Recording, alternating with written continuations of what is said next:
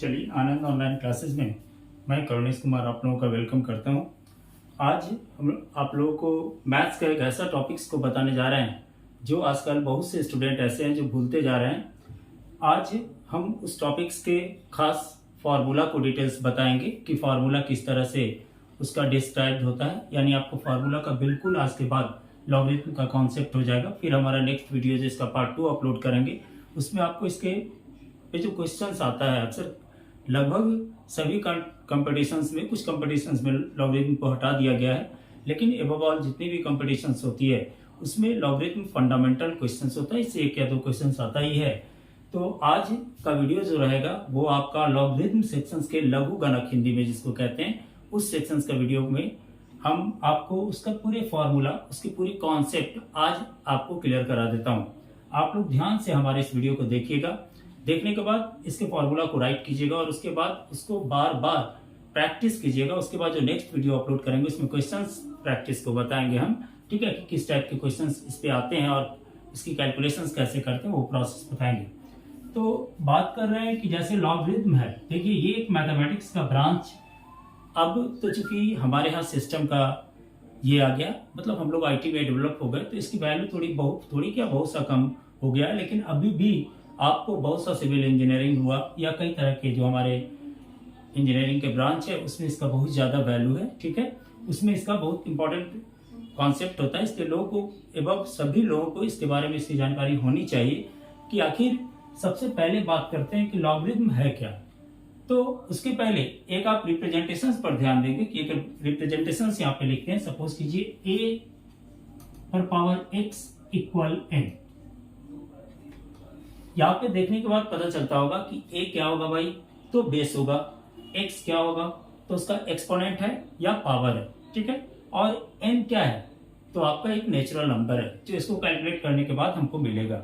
लेकिन इसी फॉर्म को हम लोग जब रिप्रेजेंटेशन इसको लॉगरिथम का फॉर्म में देते हैं या लॉग का फॉर्म लेते हैं तो इसको लिखते हैं हम लोग x, इस बात को समझेंगे, x equal log a n, ये फॉर्मेट आता है आपका लॉगरिथम में।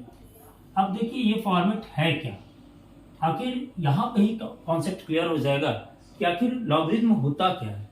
तो रिप्रेजेंटेशंस ये जो हम पहला आपको कहें कि लेट कीजिए, सपोज कीजिए कि ये आपका एक रिप्रेजेंटेशन आया a to the power x equal to m, आपने लेट किया। a मीन्स बेस उसका है, x क्या है तो उसकी एक्सपोनेंट है और n क्या है तो एक नेचुरल नंबर है।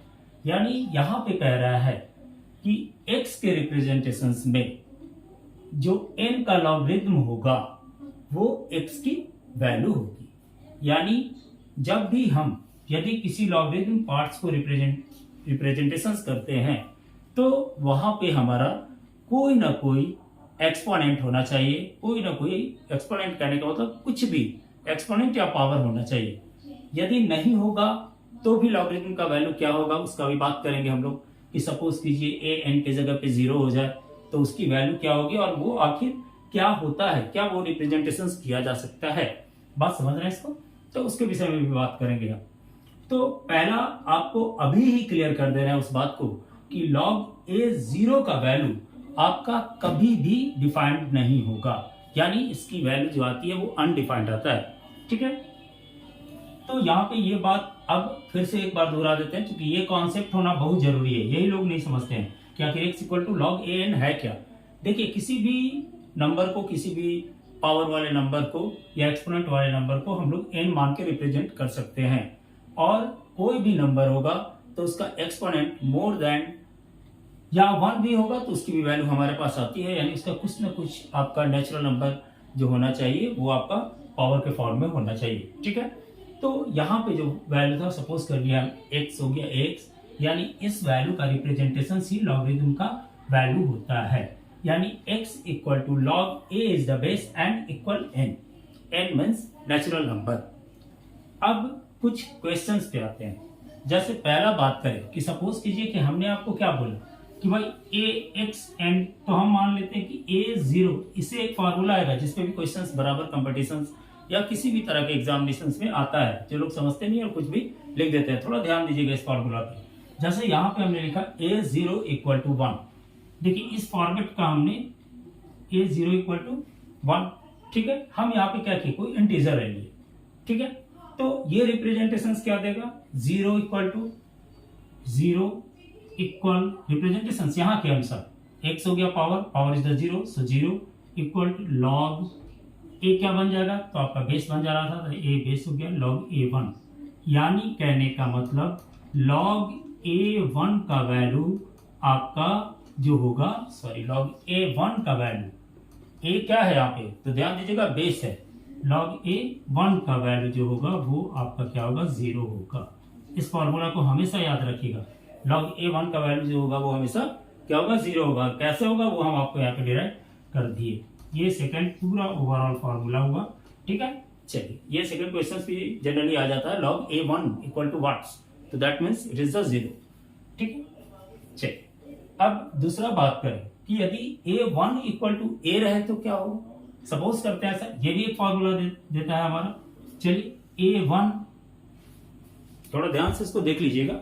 ठीक है, नेक्स्ट पार्ट के बारे में बात करते हैं कि जैसे सपोज कीजिए एक और फॉर्मूला ले लें, a1 इक्वल टू a, ये लेट कर लिए कि किसी भी बेस जो होगा उसका पावर यदि 1 होता है तो आखिर वैल्यू क्या होता है, तो हमने बोल दिया सेम a होता है। ठीक है, ये रिप्रेजेंटेशन भी इसी बेस पे चलेगा, यानी 1 इक्वल टू, समझ रहे हैं बात को, लॉग a, यानी जब लॉग जिसका बेस सेम रहेगा और वैल्यू यहां सेम होगी उसकी। ठीक है, बेस सेम का और उसका जो इंटीजर का लॉगरिथम का वैल्यू होगा वो यहाँ यदि सेम होगा तो उसका वैल्यू 1 होगा। इसके आधार पे भी क्वेश्चन अक्सर रहता है कि जैसे कहीं पे दे दिया क्वेश्चन से लॉग 2 इक्वल टू व्हाट, तो that means it is the value 1। बहुत सारे स्टूडेंट 2 टू 4 2 टू 5 करते हैं, ये बात समझे कि नहीं। यहाँ पे ये थर्ड फॉर्मूला आपको हम बताएं, ये सब क्वेश्चन जनरली ये सब पे क्वेश्चन आता है, ऑब्जेक्टिव में दे देगा, कंफ्यूज कीजिएगा, ये पार्ट से क्वेश्चन आपका छूटेगा चाहे किसी भी एग्जाम में हो। अब सेकंड बात करते हैं, देखिए यहाँ पे जो हमने बात किया वो क्या आखिर रिप्रेजेंटेशंस क्या होती है। आखिर रिप्रेजेंटेशंस यदि ऐसा होता है तो यदि हम इसी फॉर्मेट पे चलते हैं तो फॉर्मूला क्या आता है, तो और उसके बाद ये सब कुछ ऑब्जेक्टिव एक दो क्वेश्चंस को हम लोग देखें। यहाँ पे एक बात ध्यान दीजिएगा कि जब भी आप सेक्वेंशियल बढ़िएगा, जब भी आप लॉगरिथम के क्वेश्चंस को सॉल्व कीजिएगा तो उसका पार्टिकुलर फॉर्म को लेकर चलिएगा, अपने मन से कुछ नहीं कीजिएगा।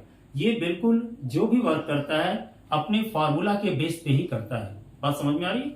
लॉगरिथम का जो भी प्रोसेस होगा, जो भी क्वेश्चंस होगा, सो बिल्कुल अपने फार्मूला को फॉर्म को ही लेकर चलेगा, अदरवाइज किसी अदर कॉन्सेप्ट को ये यूज ज्यादा नहीं करता है। कॉन्सेप्ट का मतलब ऐसा नहीं हुआ कि लॉगरिथम आप बना रहे हैं, अलजेब्रा का कोई फॉर्म यूज करना पड़ जाएगा, वैसा कोई डिफिकल्ट बात नहीं है कि हाँ आप सिंपल सा फार्मूला यूज करना पड़ जाए, वो अलग होता है, लेकिन कॉन्सेप्ट को यूज करने का जरूरत नहीं पड़ेगा। बिल्कुल इसका अपना यही सब कॉन्सेप्ट पे क्वेश्चंस का सॉल्यूशंस रन करेगा। दूसरी बात करते हैं कि यदि अब इस पे थोड़ा सा कॉम्प्लिकेटेड फार्मूला जो आपको एक्चुअल में टूटता है कोई भी लॉगरिथम के पार्ट को, यदि लॉगरिथम मल्टीपल, यानी अब हम लोग सीखेंगे कि यदि ये लॉगरिथम मल्टीपल फॉर्म में रहता है तो क्या होता है, यदि लॉगरिथम निकालना हमको डिविजन फॉर्म में होता है तब क्या होता है, यदि हमको लॉगरिथम पावर के फॉर्म में यानी एक्सपोनेंट के फॉर्म में निकालना रहता है तब हम लोग क्या करते हैं, यानी उसके लिए सबका फॉर्मूला यूज आज अभी हम लोग लेंगे। तो पहला देखिए फार्मूला, एक फार्मूला देखिए यहाँ पे जैसे मानते हैं कि क्वेश्चन रहता है log m into n। Suppose कीजिए इस पे क्वेश्चन होता है बहुत सारा, m into n into p, m into n into जितना भी हो, सो जितना बढ़ा लीजिए कोई बात नहीं है। सबका फॉर्म यदि log m इंटू n रहता है तो उसका फॉर्मूला आएगा log m। ठीक है, यहाँ बेस भी हो सकता है, ये ले लीजिए बेस, ज्यादा प्रॉब्लम हो रहा है तो प्लस log a बेस हो गया m।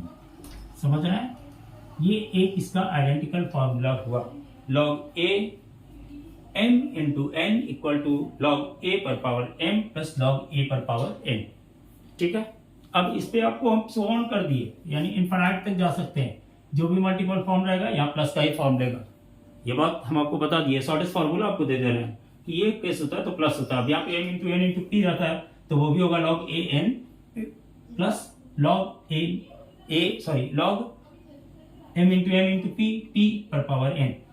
ठीक है, और प्लस रहेगा तो q, तो प्लस q पर power n log q plus q पर पावर n। ठीक है, अब यदि यही फॉर्मूला, ये तो मल्टीपल फॉर्मूला हो गया, दूसरा फॉर्मूला एक डिविजन फॉर्मूला लेते हैं, log a divided by sorry a m, ठीक है, a m divided by log a base हो गया एन।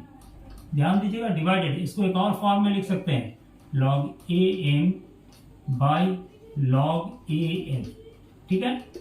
देखिए लॉग ए पर power M divided by log A पर पावर एन, यानी एम के रिस्पेक्ट में निकलेगा, इसका एम का वैल्यू देगा ये लॉगरिथम, ठीक है। तो यहाँ पे जो फॉर्म लिए वो फॉर्म तो आप लोग समझ गए होंगे बिल्कुल। अब यहाँ पे देखिए लॉग, उसका जो फॉर्म होगा वो होगा ए एम माइनस एन, समझ गए इस फॉर्मूला को। सॉरी थोड़ा सा गलत यहाँ पे, लॉग ए एम छोड़ देंगे बिल्कुल, माइनस लॉग ए एन, ठीक है। चलिए समझ में आई बात। ये हो गया आपका डिवाइड का फॉर्म। ये यदि इस फॉर्म में ए एम, देखिए यहाँ पे थोड़ा सा a m divided by log A n भी लिखते हैं हम लोग, ठीक है। तो ये होता है लॉग ए एम माइनस लॉग ए एन का फॉर्मूला, ठीक है। अब यदि यही फॉर्म यहाँ पे ऐसा रहे, लॉग ए बेस हो गया m to the power n, तो यहाँ पर क्या होगा, एन आगे आ जाएगा और उसके बाद होगा लॉग ए एन, समझ गए। यानी कोई भी रहता है, जैसे लॉग वैल्यू ले लीजिए ए, कोई भी ए बेस ले लीजिए, कोई दिक्कत नहीं है। उसके बाद ले लीजिए क्या, एम इंटू एन, तो यानी 2 पर पावर 3, तो यानी हो गया 3 लॉग, ठीक है, ए 2। समझ गया फॉर्म, स्ट्रक्चर के फॉर्म को देखिएगा, ठीक है। यहाँ पे जो स्ट्रक्चर बता लॉग ए एम पर पावर एन, ठीक है, ठीक है, एम पर पावर एन कैसे पढ़ते हैं, यानी m to the exponent n, ऐसे भी पढ़ सकते हैं। तो यानी एन, ये जो एक्सपोनेंट था, एक्सपोनेंट टू द एक्सपोनेंट था, वो एक्सपोनेंट मल्टीपल फॉर्म में आ गया। उसके बाद लॉग ए एम का जो वैल्यू होगा वो आपका एग्रीगेशन देगा। सबके वैल्यू निकालना हम डिजिटल सीखेंगे, पहले हम आपको फार्मूला पूरा क्लियर कर दे रहे हैं। फार्मूला को ध्यान से हमारे वीडियो को देखिएगा। बीच में आपको वीडियो हम अपलोड करना थोड़ा कम कर दिए थे, लेकिन अब आप लोगों को रेगुलर वीडियो मिलेगा, इसलिए आप टॉपिक्स को अपलोड होते ही आप इसे ध्यानपूर्वक देख लेंगे। चलिए, अब अभी तक हम लोग ये फार्मूला को देख लिए, इसका स्क्रीनशॉट ले लीजिए।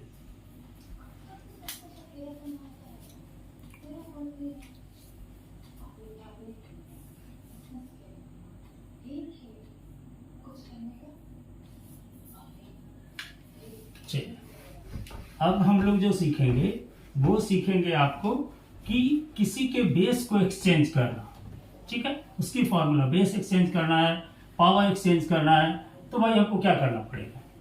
जैसे बेस एक्सचेंज करना मतलब तो आप तो समझ गए कि लॉगरिथम कैसा होता है, लॉग का फॉर्म क्या है। सपोज कर लेते हैं लॉग का फॉर्म हमारे पास ये है, लॉग बेस ए, ठीक है। हम चाह रहे हैं इसका ए बेस बन जाए और बी उसका क्या हो जाए, लॉग का फॉर्म ले ले, ठीक है। तो क्या करेंगे, तो कुछ करना नहीं है, यहाँ पे सिर्फ फ्रैक्शंस में इसको ले लेना है 1/। जैसे ही ये फ्रैक्शंस में आएगा, यानी रेसिप्रोकल का फॉर्म पकड़ेगा, वैसे ही इसका चेंज क्या हो जाएगा, फॉर्म चेंज होकर हो जाएगा, लॉग ए बेस बन जाएगा और बी इसका लॉग का फॉर्म हो जाएगा। समझ में आ रही है बात। इसका यदि थोड़ा एग्जांपल देखना है तो आप ये देख लीजिए, लॉग 2 पर power 3, that means 1/log 3 log 2,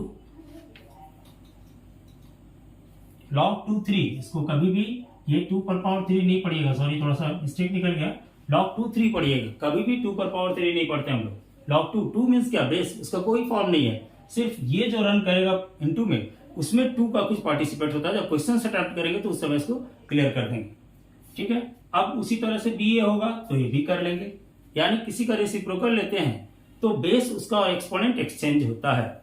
ये बात भी आप दिमाग में आराम से बैठा लीजिएगा, फीड कर लीजिएगा। किसी भी लॉगरिथम टर्म को यदि उसका रेसिप्रोकल लेते हैं तो उसका बेस और उसका वैल्यू, सॉरी एक्सपोनेंट नहीं कहते हैं उसको, वैल्यू दोनों एक्सचेंज करता है, ठीक है। इस बात को दिमाग पे बैठा लीजिएगा। यहाँ पे जैसे एक्सचेंज की हमने एग्जांपल दे दिया, यदि यही बात, यदि यहाँ पे ए रहता बेस में और बी रहता आपका लॉग का फॉर्म में, तो लॉग बी ए होता, यानी उसका रेसिप्रोकल लेते तो, ठीक है।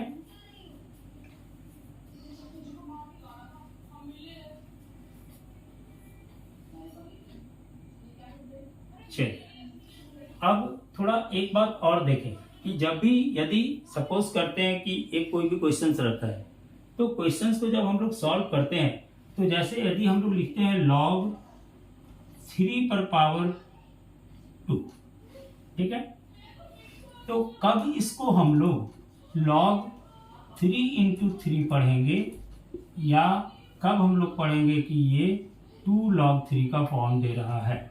ये दो बात बहुत जरूरी है, यहाँ पे लोग अक्सर कंफ्यूज करते हैं, ध्यान दीजिएगा। कब आप log 3 इंटू 3 पढ़िएगा, ठीक है, और कब आप पढ़िएगा कि ये 2 log 3 है, ठीक है।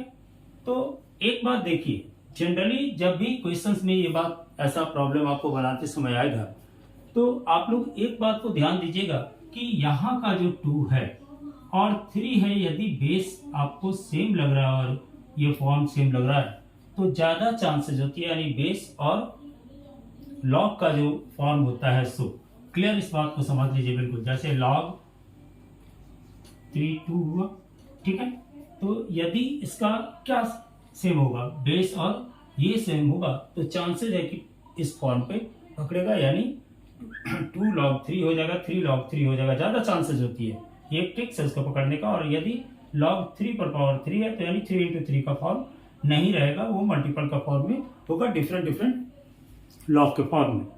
तो ये एक यहाँ पे जो पॉइंट ऑफ वैल्यू है वो दो फॉर्म में कभी कभी चेंज करने का जरूरत पड़ेगा क्वेश्चंस बनाते समय, इस बात को भी ध्यान दीजिएगा। उस समय एक और अलग क्वेश्चंस के फॉर्म में आपको बताएंगे इस बात को, ठीक है। लेकिन होता है वही, जनरली क्या है कि यदि बेस सेम है और उसका बेस सेम है और जो लॉग का वैल्यू है वो सेम है, तो लॉग की वैल्यू कह सकते हैं, लॉग का लॉगरिथम फॉर्म में जो वैल्यू है वो सेम है, तो वहां पे जो साइन होगा वो आपका n log n का फॉर्म हो सकता है, यानी n log n का फॉर्म हो सकता है यदि log n और n रहता है तो ज्यादा चांसेस रहता है, और नहीं यदि अदरवाइज यहाँ कोई डिफरेंट नंबर है, ठीक है, समझ रहे हैं बात को। यदि कोई यहाँ पर आपका इसको m मान लीजिए, चलिए यहाँ पे यदि n यहाँ पर नहीं है, m ले लीजिए, यदि आपको यहाँ पे कोई डिफरेंट नंबर आता है, तो आपका क्या रहेगा, वो आपका मल्टीपल का फॉर्म ले सकता है, यानी ये वाली फॉर्म को कैचओवर कर सकता है। आशा होगा कि हमारे लॉगरिथम सेक्शंस को आप अच्छी तरह समझ चुके होंगे। आप इसको अच्छी तरह से पूरे फार्मूला को देख लीजिएगा, क्योंकि हमारा जो नेक्स्ट वीडियो हम अपलोड करेंगे उसमें आपको पूरी लॉगरिथम के क्वेश्चंस की बात करेंगे, जो क्वेश्चंस आपको ये कौन कौन से क्वेश्चंस एग्जामिनेशंस में आते हैं, जो मेरा पार्ट 2 सेक्शंस का होगा इसका, ठीक है।